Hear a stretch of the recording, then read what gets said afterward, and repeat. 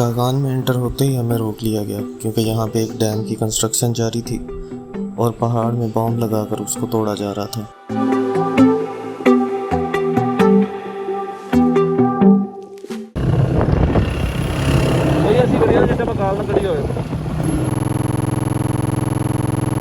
आप लोग लो, आपका 1 मिनट का टाइम होगा।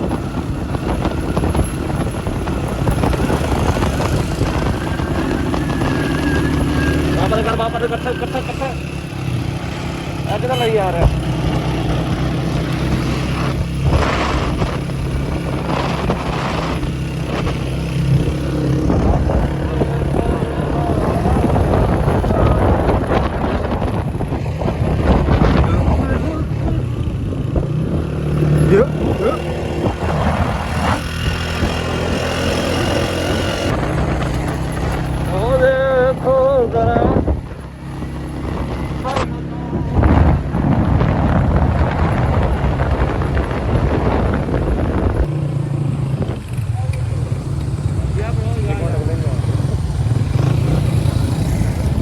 तो हिसाब ला लेने, रुक दिए, स्लो हो जाए। नहीं जुबैर तू उतर के पैदल आ। क्यों उतर ना, मेरे बूट की कराने आराम आराम में जान दी तो जा रहे हो तो 2 जने काने आया इधर साइड रखना हो गए यार उसका नाम ही तो स्लो कर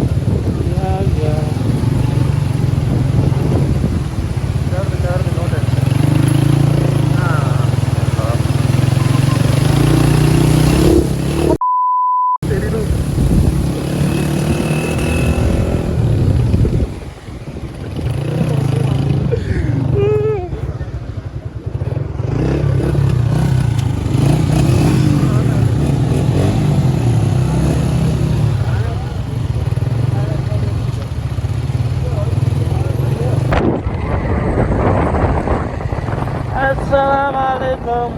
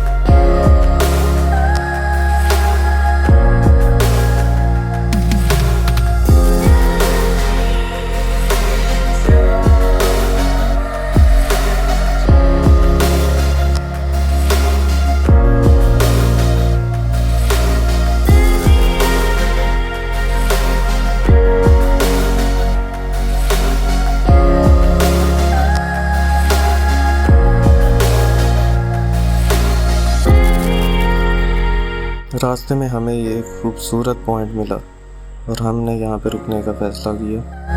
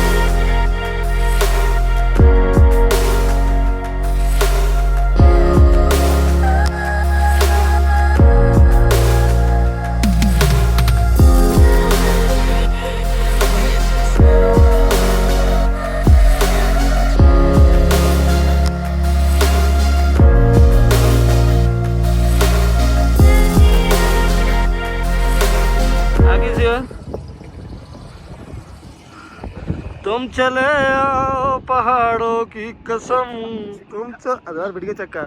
तुम चले आओ पहाड़ों की कसम।